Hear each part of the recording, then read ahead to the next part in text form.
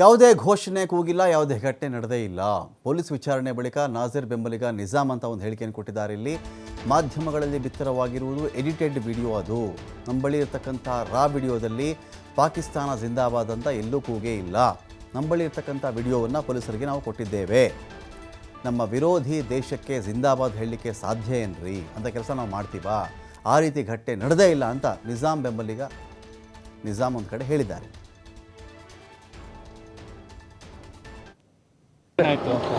ನೋಡ್ರಿ, ಮೀಡಿಯಾದಲ್ಲಿ ಏನು ಕ್ಲಿಪ್ ನಡೀತಾ ಇದೆಯಾ ಅದು ಡಾಕ್ಟರ್ಡ್ ವಿಡಿಯೋ.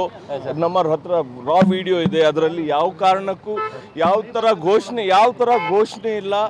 ಯಾವ ಥರದ್ದು ಈ ಥರ ಇದು ಡಾಕ್ಟರ್ಡ್ ವಿಡಿಯೋ, ಎಡಿಟೆಡ್ ವಿಡಿಯೋ ಇದೆಯಲ್ಲ, ಅದು ಎಲ್ಲ ಫೇಕ್ ಇರೋದು.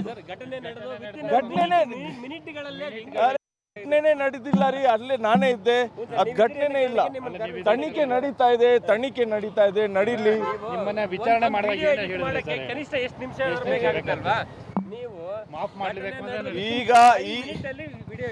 ಈಗ ಆರ್ಟಿಫಿಷಿಯಲ್ ಇಂಟೆಲಿಜೆನ್ಸ್ ಅಲ್ಲಿ 10 ಸೆಕೆಂಡ್ಸ್ ಅಲ್ಲಿ ನೀವು ವಿಡಿಯೋ ಮಾಡ್ಬೋದು. ನಮ್ಮ ಹತ್ರ ರಾ ವಿಡಿಯೋ ಇದೆ. ಆ ರಾ ವಿಡಿಯೋದಲ್ಲಿ ಯಾವ ಕಾರಣಕ್ಕೂ ಆ ಥರ ಚಿಹ್ನಿತ ಘೋಷಣೆನೇ ಇಲ್ಲ. ನಾವು ಎಲ್ಲಿ ಕೊಡ್ಬೇಕಾಗಿತ್ತು ಅಲ್ಲಿ ಕೊಟ್ಟಿದ್ದೀವಿ. Thank you. ನಿಮ್ಮ ಹತ್ರ ಏನು ವಿಚಾರಣೆ ಮಾಡೋದು ಸರ್? ನಿಮ್ಮ ಹತ್ರ ಏನು ಬೈ ಚಾನ್ಸ್ ಏನಾದರೂ ಆ ಥರ ಘೋಷಣೆ ಆಗಿದೆ ಅಂತ ಕೇಳಿದ್ರು, ನಾನು ಯಾವ ಕಾರಣಕ್ಕೂ ಅಲ್ಲಿ ಘೋಷಣೆ ಆಗಿಲ್ಲ. ಏನಾದರೂ ಆಗಿದ್ರೆ ಆಗಿಲ್ಲ. ಆ ಎಡಿಟೆಡ್ ವಿಡಿಯೋದಲ್ಲಿ ಏನು ತೋರಿಸ್ತಾ ಇದ್ದಾರಲ್ಲ, 10 ಸತಿ ಕೂಡ್ತಾವ್ರೆ. ಅಲ್ಲಿ ಆಗಲೇ ಇಲ್ಲ. ಆ ಘಟನೆ ಆಗಿದ್ರೆ ನಾವೇನಾದ್ರೂ ಹೇಳ್ಬೋದು. ಆ ಘಟನೆನೇ ಇಲ್ಲ, ಅದಕ್ಕೆ ಏನು ಹೇಳೋದು? ಈಗ 25 ಜನ ಅಂದ್ರೆ ನಾಸಿರ್ ಹುಸೇನ್ ಅವರ ಲಿಸ್ಟ್ ಅಲ್ಲಿ 25 ಜನ ಬಂದಿದ್ರು. ಮತ್ತೆ ನಿಮ್ದು ರಿಯಾಕ್ಷನ್ ಸರ್, ಒಂದು ಪಾಕಿಸ್ತಾನ ಪದ ಕೇಳಿದಾಗ ಯಾರು ಸಡನ್ ಆಗಿ ಹಿಂಗ್ ಬರುತ್ತೆ? ನಮ್ಮ ಎನಿಮಿ ನಮ್ಮ ದೇಶಕ್ಕೆ ಯಾರು ವಿರೋಧ ಮಾಡ್ತಾವ್ರೆ ಅವ್ರ ಬಗ್ಗೆ ಏನಾದ್ರು ಜಿಂದಾಬಾದ್ ಹೇಳಕ್ ಆಗತ್ತಾ ನಮ್ಗೆ? ಆ ಸೌಂಡ್ ರಿಯಾಕ್ಷನ್ ಸಡನ್ ಆಗಿ ಆಗ್ಲೇ ಇಲ್ವಲ್ಲ. ರಿಯಾಕ್ಷನ್ ಮಾಡಕ್ಕೆ ಆಗೇ ಇಲ್ಲ. ಆಗಿದ್ರೆ ನಾವು ಅಲ್ಲೇ ಕ್ರಮ ತಗೊಳ್ತಾ ಇದ್ವಿ. ಅಲ್ಲಿ ಏನಾದ್ರು ಆಗಿದ್ರೆ ನಾವೇ ಅವ್ರಿಗೆ ವಶಪಟ್ಟು ಪೊಲೀಸ್ ಅವ್ರಿಗೆ ಹ್ಯಾಂಡ್ ಓವರ್ ಮಾಡ್ತಾ ಇದ್ವಿ. ಆಗ್ಲಿಲ್ಲ.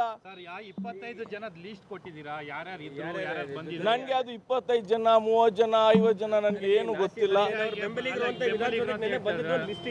ಇರ್ಲಿ ತಗೊಂಡಿದ್ದಾರೆ. ಅವರೆಲ್ಲರೂ ಮಾತಾಡ್ಲಿ. ನೋಡ್ರಿ, ನಾವು ಈ ದೇಶದಲ್ಲಿ ಇರೋರು. ಈ ದೇಶದಲ್ಲಿ ನಾವು ಬದುಕಿರೋದು, ಹುಟ್ಟಿರೋದು ಎಲ್ಲ ಆಗಿದೆ. ನಾವು ಈ ದೇಶದಲ್ಲಿ ನಮ್ಮ ಜೀವ ಆಗೋದು, ಇದಕ್ಕೆ ನಾವು ನಮ್ಮ ಜೀವ ಕೊಡೋಕ್ಕೆ ಸಿದ್ಧವಾಗಿದ್ದೀವಿ.